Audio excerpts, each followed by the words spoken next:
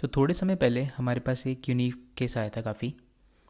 तो इस case study के बारे में बताने से पहले मैं इस केस स्टडी का बैकग्राउंड बता देता हूँ। तो बेसिकली इस घर के जो ओनर हैं उनका बेटा हमारे पास आया था। एंड ये जो बेटे थे ओनर के इकलौते बेटे थे। तो इन ये जो हमारे क्लाइंट थे बेसिकली ओनर के बेटे, इनका बिज़नेस भी काफ़ी सही चल रहा था। ठीक है, लेकिन लेकिन जो इनके पापा थे बेसिकली इस घर के ओनर, और जो बेटा था उन दोनों में काफ़ी ज़्यादा अनबन रहती थी। और हालात इतने इतने ख़राब हो गए कि इकलौता बेटा होने के बाद भी इसके पापा ने इसको घर से बेदखल कर दिया, क्योंकि दोनों के बीच में बहुत ज़्यादा डिस्प्यूट्स होते थे। और जिसका मेन कारण ये था कि जो इनके पापा की एक्सपेक्टेशंस थी कि वो एक्सपेक्टेशंस मीट नहीं हो पा रही थी इनसे। तो जैसे इसके पापा जो चाहते थे कि ये करे, इसका मन कुछ और करता था।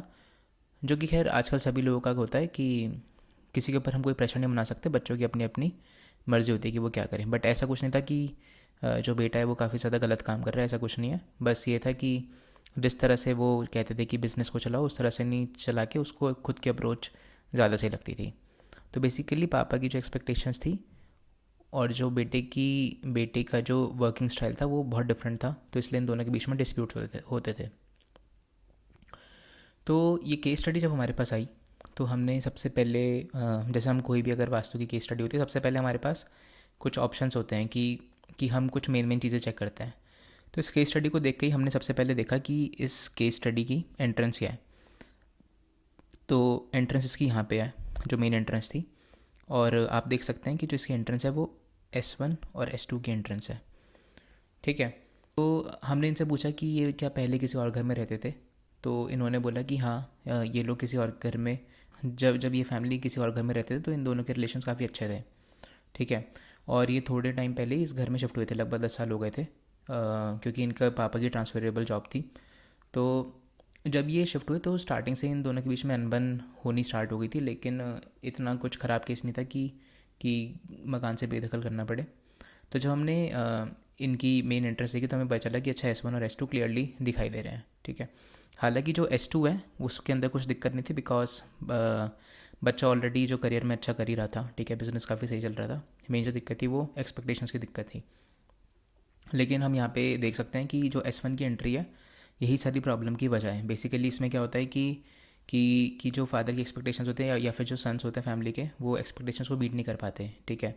दोनों की डिफरेंट, फादर की डिफरेंट एक्सपेक्टेशन होती है और वो बिल्कुल अलग तरीके से एक्ट करते हैं। बेसिकली जो वो लोग चाहते हैं वो नहीं कर पाते। और इसमें ऐसा कुछ गलत नहीं, क्योंकि सब लोगों की अपनी अपनी डिस्क्रिप्शन होती है।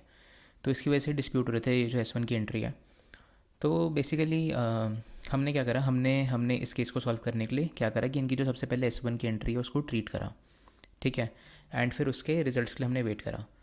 तो तो S1 की एंट्री को सॉल्व करने से थोड़ी बहुत इम्प्रूवमेंट तो अभी स्टार्ट हुई।